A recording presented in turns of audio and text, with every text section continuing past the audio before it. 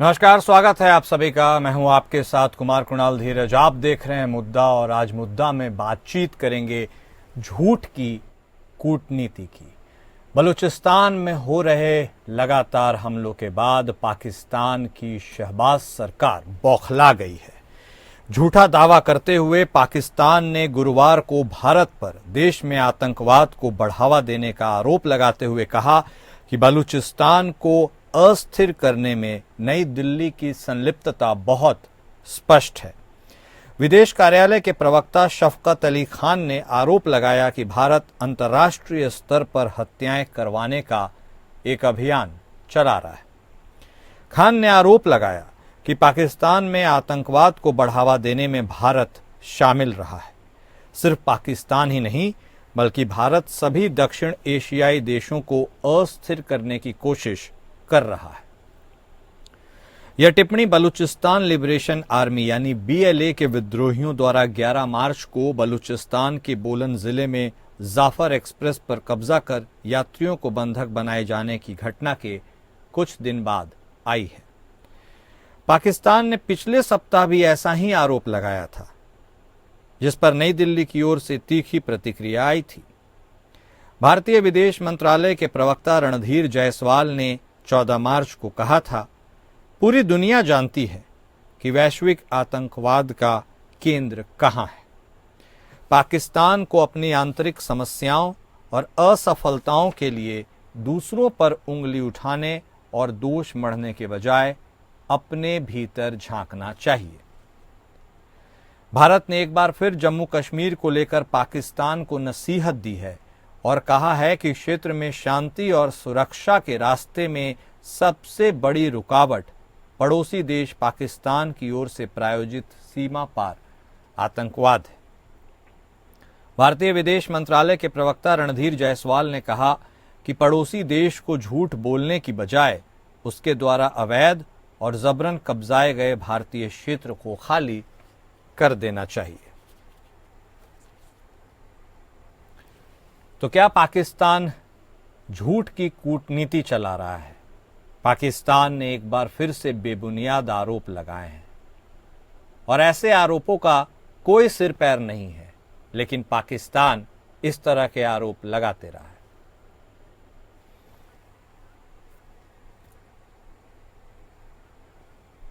और ये उल्टा चोर कोतवाल को डांटे वाली बात बिल्कुल चरितार्थ हो रही है, और ऐसे में पाकिस्तान कब सुधरेगा, यह भी एक बड़ा सवाल है। इसी मुद्दे पर आज हम चर्चा करेंगे, इसको आगे बढ़ाएंगे। हमारे साथ हमारे खास मेहमान जुड़ चुके हैं। हमारे साथ बतौर रक्षा विशेषज्ञ कर्नल दिनेश शर्मा साहब जुड़ चुके हैं। हमारे साथ ग्रुप कैप्टन बीएन झा साहब भी बतौर रक्षा विशेषज्ञ जुड़े हुए हैं। आप दोनों खास मेहमान का स्वागत है। शर्मा साहब, शुरुआत आप ही से। पाकिस्तान की हरकतें कोई नई तो नहीं है। पाकिस्तान खिसियानी बिल्ली खंबा नोचे, तमाम ऐसे तरह के वाक्य हैं जिससे वह चरितार्थ करते रहता है। ऐसे में यह जो नया आरोप पाकिस्तान के तरफ से लगाया गया है, यह भारत के लिए कितनी आश्चर्य की बात है कि भाई, भारत तो हमेशा से अमन और शांति चाहने वाला देश है। वाजपेयी साहब ने अमन बस सेवा भी शुरू की थी, और ऐसे में पाकिस्तान के तरफ से क्या मिला? करगिल का वार भी इसका एक उदाहरण है। लेकिन देखिए, यह भी बात कितनी दिलचस्प है कि पाकिस्तान के ऊपर जो खुद ये सारी चीजें प्रायोजित करने के चक्कर में कटघरे में घिरा है, वो अब दूसरों के ऊपर उंगली उठा रहा है कि भाई, टेररिज्म आप फैला रहे हैं, वह भी उसकी सीमा के अंदर। बताइए, इस पर ओपनिंग कमेंट आप ही का शर्मा साहब। चलिए, शर्मा साहब से हमारा संपर्क टूट गया है, लेकिन झा साहब हमारे साथ बरकरार हैं, बने हुए हैं अभी। तो झा साहब, सवाल वही है, शर्मा साहब जब जुड़ेंगे तो उनसे फिर पूछ लेंगे उनका ओपनिंग टेक। आप ही बता दीजिए पाकिस्तान की इस हरकत के बारे में, झा साहब।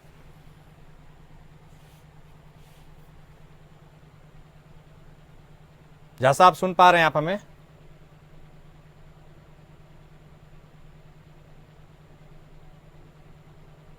झा साहब भी लगता है हमें अभी सुन नहीं पा रहे हैं।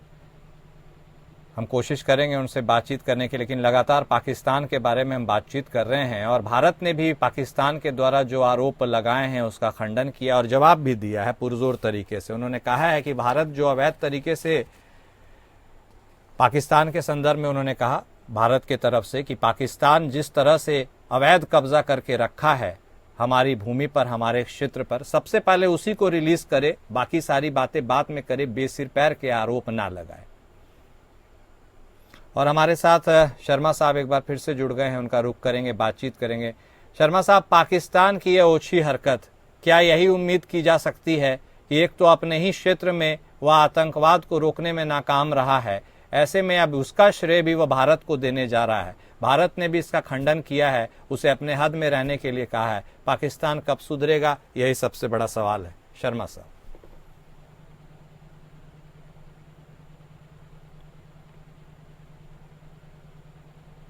शर्मा साहब सुन पा रहे हैं आप हमें? तकनीकी खामी है, जुड़ नहीं पा रहे हैं हमारे गेस्ट हमारे साथ अभी उनसे, लेकिन बातचीत करने की हम कोशिश करते रहेंगे। और उल्टा चोर कोतवाल को डांटे की बात तो हम कहीं रहे थे। क्षेत्र में शांति और सुरक्षा के रास्ते में भारत ने साफ तौर पर कहा है कि पाकिस्तान सबसे बड़ी रुकावट है। पाक सीमा पार से प्रायोजित आतंकवाद को बंद करे, भारत ने दो टूक साफ लहजों में कह दिया है, और जबरन कब्जाए गए भारतीय क्षेत्र को खाली करे। इशारा साफ है, पाकिस्तान ऑक्युपाइड कश्मीर। और ऐसे में यह जो आरोप प्रत्यारोप का सिलसिला हमारे पड़ोसी देश के तरफ से और हमारे बीच में चलते रहता है, और आतंकवाद की शुरुआत भी पाकिस्तान के तरफ से होती है, जवाब हमको देना पड़ता है शब्दावली से। ऐसे में यह झूठ की कूटनीति कब तक आगे काम आएगी, यही सबसे बड़ा सवाल है। इसी पर हम चर्चा कर रहे हैं। हमारे साथ हमारे दोनों खास मेहमान अंततः हम उम्मीद करते हैं कि जुड़ गए हैं।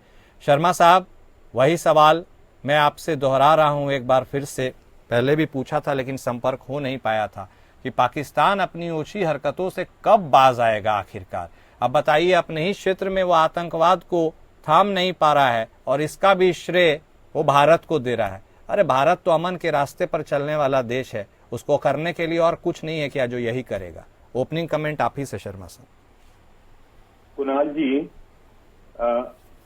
जब शिकारी शिकार बन जाता है तो उसे अपनी नाकामयाबी और अपनी हार को अपने कुनबे से छुपाने के लिए उसे कई प्रकार की मनगढ़ंत कहानियां बनानी पड़ती हैं। उसे ये डर खतरा रहता है कि अगर मेरे कुनबे को मेरी नाकामयाबी, मेरी कमियों के बारे में पता चल गया तो वो मेरे लीडरशिप के अंदर भरोसा नहीं करेंगे।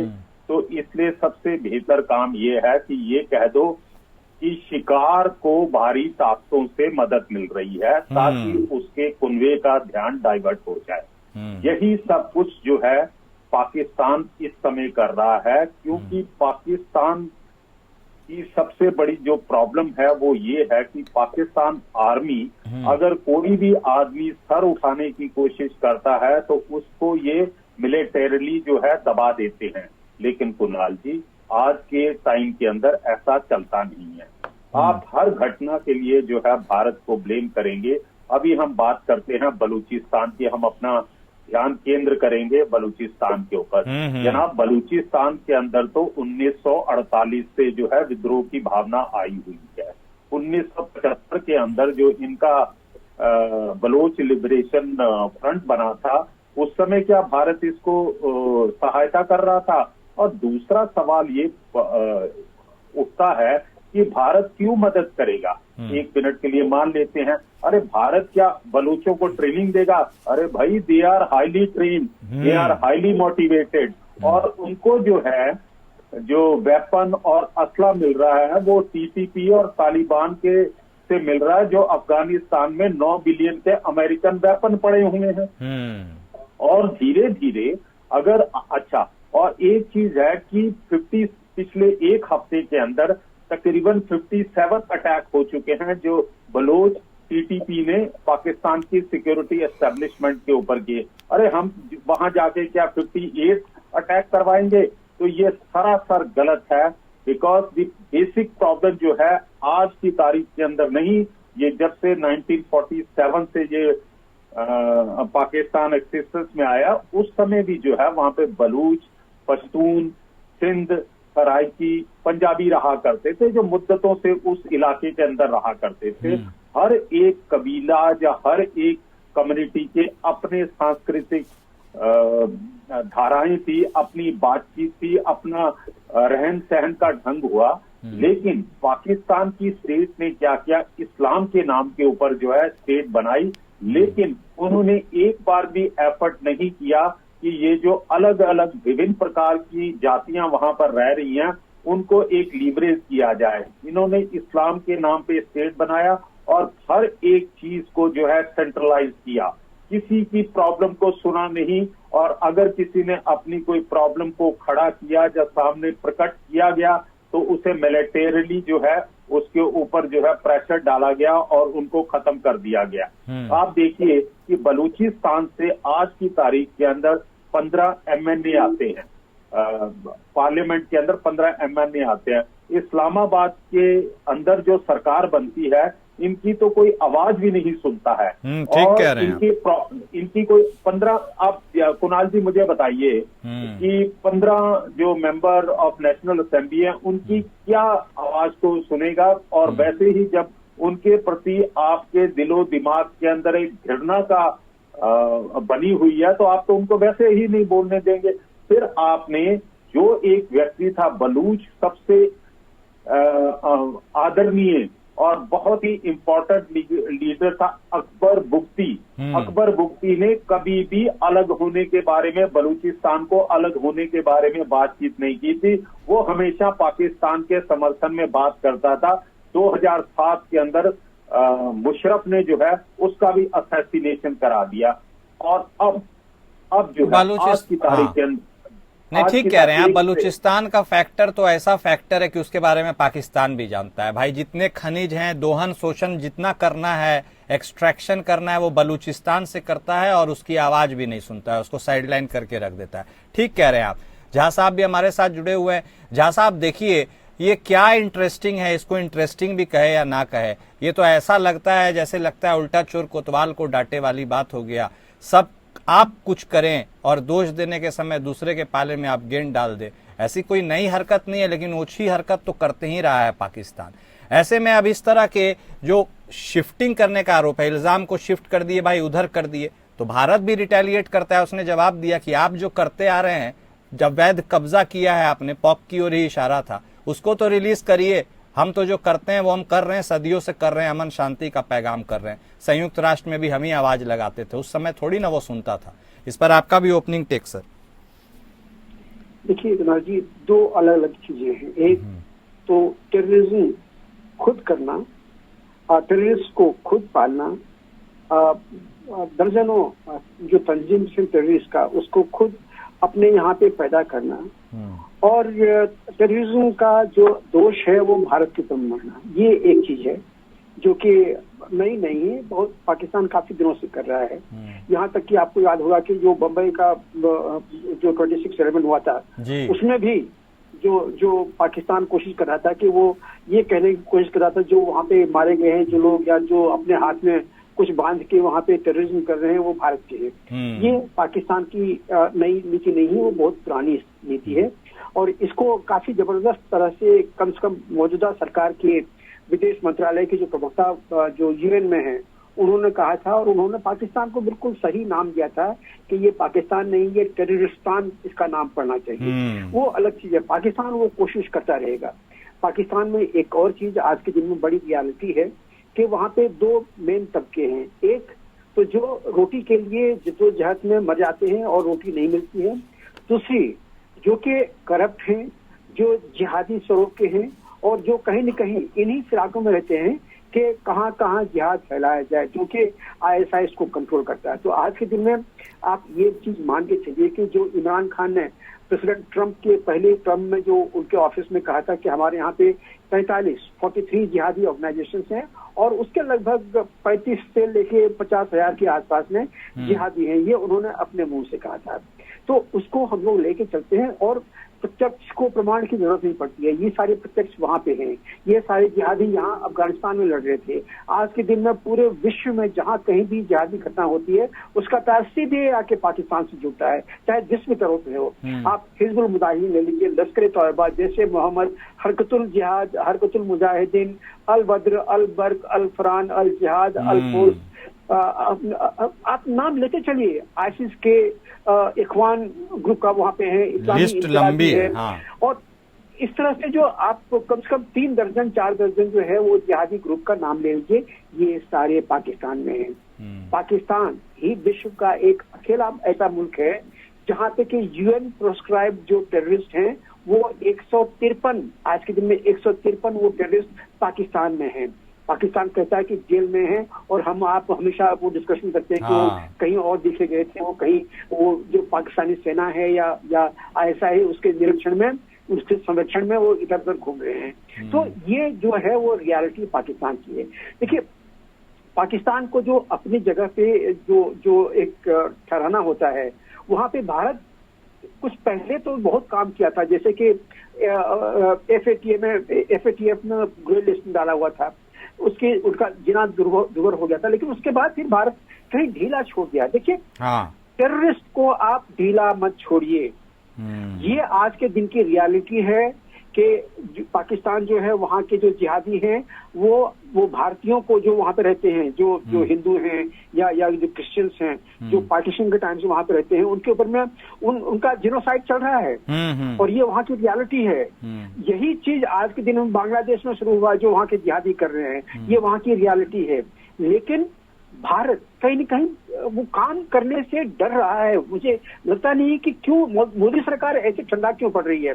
अरे कम से कम पार्लियामेंट चल रहा है, उसमें पार्लियामेंट में एक जो निंदा प्रस्ताव हो बांग्लादेश के खिलाफ पास करो, पाकिस्तान के खिलाफ पास करो। पाकिस्तान में कहाँ पे 18% हिंदू और क्रिश्चियंस थे, आज के दिन में 2% से भी कम रह गए हैं। अरे अफगानिस्तान के खिलाफ में पास करो। अफगानिस्तान में कंप्लीट जेनोसाइड हो गया है सिखों और हिंदुओं का, किसी ने चू तक नहीं किया। यहाँ के मोदी सरकार ने भी अपने पार्लियामेंट पे एक निंदा प्रस्ताव तक पास नहीं किया। यूएन को छोड़ दीजिए, यूएन आंख मूंदे है, यूएनएचआरसी आंख मूंदे है। ये सब कुछ हो रहा है, लेकिन हम भी कहीं न कहीं चूक रहे हैं। अब जहां तक बात आती है कि पाकिस्तान ऐसा क्यों कर रहा है, पाकिस्तान एक और कारण से कह रहा है कि भारत के यहाँ से टेररिज्म होता है। उसको लगता है कि अगर वो आवाज उठाएगा तो उसके जो नुमाइंदे हमारे यहाँ पे हैं, जिसको कि हम लोग आधा फ्रंट एनिमी हम लोग कहते हैं, वो आधा फ्रंट जो यहाँ पे पाकिस्तान के हाँ में हाँ मिलाने वाले जो हैं, उनको लगा था कि जब वो एक बार आवाज उठा देंगे कि टेररिज्म भारत से आ रहा है, तो फिर यहाँ पे वो शुरू हो जाएगा। यहाँ पे कोई कहेंगे कि हाँ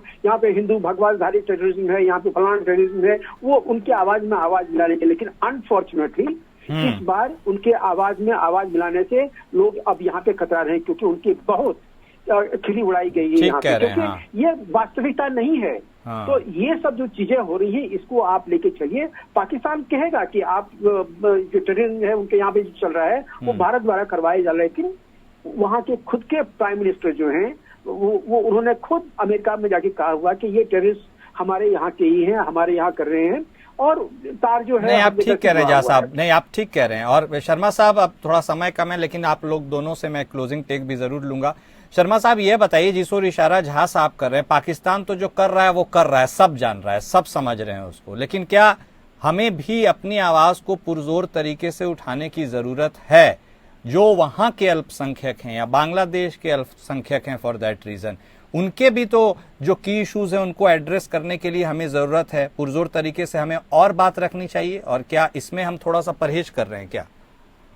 कुणाल जी, बिल्कुल परहेज नहीं कर रहे हैं। हमने अपनी आवाज को बुलंद कराया, और हमारी आवाज की बुलंद का ही नतीजा है कि पिछले साल दिवाली के अंदर जो है डोनाल्ड ट्रंप साहब ने बांग्लादेश के अंदर हिंदुओं और बाकी माइनॉरिटीज के ऊपर जिस प्रकार के जुर्म हो रहे हैं उसके बारे में बात की। अभी जो है डायरेक्टर ऑफ नेशनल इंटेलिजेंस आई हैं मैडम तुलसी गवाड आए थे, उन्होंने अपने ओपनिंग एड्रेस के अंदर रायसीना डायलॉग के दौरान जो है उन्होंने बात की है बांग्लादेश के अंदर जो हिंदुओं के ऊपर हो रहे हैं। हमारे खुद के देश में शीर्ष नेताओं ने और इवन हमारे फॉरेन सेक्रेटरी साहब जो हैं वो जब बांग्लादेश में गए थे तो उन्होंने भी इस बात के इस पॉइंट को रेज किया था। कुणाल जी, एक बात मैं यहाँ कहना चाहता हूँ, भारत एक इंटरनेशनल लॉ अबाइडिंग डेमोक्रेसी है।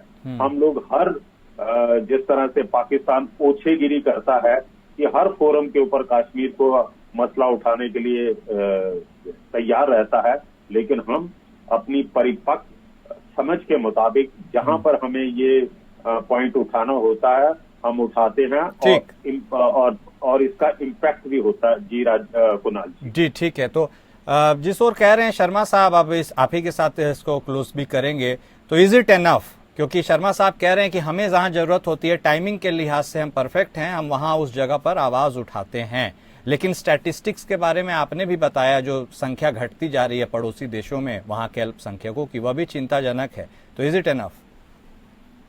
बिल्कुल, आपने जो सवाल उठाया है, इज इट एनफ, ये आवाज, ये क्वेश्चन हर भारतीयों के दिल में उठना चाहिए। ये क्वेश्चन हर उस नॉन मुस्लिम्स के दिल में उठना चाहिए जो पाकिस्तान में और बांग्लादेश में आज के दिन में त्रस्त हो रहे हैं। यही क्वेश्चन यूएन में उठनी चाहिए। Is it enough? नहीं, ये एनफ नहीं है। तुलसी गबार्ड ने कुछ बोल दिया, ट्रंप ने कुछ बोल दिया, क्या इज इट एनफ? नहीं, अंतरराष्ट्रीय पटल पे इसके ऊपर में एक्शन होना चाहिए। अरे आज के दिन में कहीं पे कुछ होता है, यूएनएससी की एक मीटिंग बैठ जाती है, इमरजेंसी मीटिंग बैठती है और वहां पे इसका डिस्कशन होता है। क्या इज इट एनफ? जो आपने जो अभी शर्मा जी ने कहा कि प्रधानमंत्री ने ऐसा बोल दिया, तुलसी गबार्ड ने ऐसा बोल दिया, इज इट एनफ? नहीं, this is not enough. That is what I am trying to tell you. यही चीज मैं आपको बताने की कोशिश कर रहा हूँ कि parliament is the place where this should have been brought. एक निंदा प्रस्ताव आना ही चाहिए था, बांग्लादेश के खिलाफ भी, पाकिस्तान के खिलाफ भी और अफगानिस्तान के खिलाफ भी। तो ये, लेकिन वो हम कर नहीं रहे हैं। हम अपनी निगाहें बिठाए हुए हैं कि हाँ ट्रंप कुछ बोलेगा या यूएन में कोई कुछ बोल देगा। नहीं जी, ऐसे नहीं होता है। आपको अगर लड़नी है लड़ाई, तो आप अपनी लड़ाई अपने शुरू कीजिए, साथ देने के लिए बाद में लोग आएंगे, लेकिन दूसरों पे आंखें टिकाए मत रहिए। और यही चीज मैं पीओके के बारे में भी कहना चाहता था। देखिए, पीओके में इनिशिएटिव भारत को लेना पड़ेगा, ये हमारी जमीन है जी। और वो इनिशिएटिव होगा कि हम किस तरह से पीओके में अपना जो दबदबा है वो बनाना शुरू करते हैं। चाहे पहले हम एयर स्पेस को हम कंट्रोल करें, उसके बाद वहां से जो सीपीईसी आती है उसके ऊपर में हम टैक्स चार्ज करें, वो चाहे अभी दे या नहीं दे, लेकिन हम उसको बाहर भी करेंगे। तो जितनी भी ट्रांसपोर्टेशन होती है उसके ऊपर वो करेंगे। और यही चीज आगे के दिनों में अपना जो क्लेम है आगे एक्सटेंड करके बढ़ा के तब पाकिस्तान को हम मजबूर करें कि वो जो हमारा पीओके एरिया है वो खाली करें। नहीं खाली करें तो भारतीय सेना को एक मैंडेट दी जाए कि आप अपना एक जो प्रोग्राम है वो पूरा कीजिए। अगर प्लान ए नहीं बनता तो प्लान बी में पीओके को हम देंगे। ठीक है, मतलब आप लोग बिल्कुल ठीक कह रहे हैं। यदि हम अभी प्रयास कर भी रहे हैं तो उसमें और इजाफा संभवतः करने की जरूरत होगी, ताकि हम और ज्यादा ग्लोबल फ्रंट पे डिमांडिंग हो सके और जो हमारा हक अधिकार है उसे हम वापस ले सके। बहुत शुक्रिया आप दोनों खास मेहमान का हमारे साथ जुड़ने के लिए, इस चर्चा में शामिल होने के लिए। तो देखिए, पाकिस्तान में जो हो रहा है उसका श्रेय भी वह भारत को दे रहा है कि भारत की तरफ से ये सारी चीजें प्रायोजित हुई। हालांकि भारत अब चुप नहीं बैठता, वह भी उलट कर जवाब देता है, सवाल पूछता है और कहता है कि जो तुम कर रहे हो पहले उसे सही करो।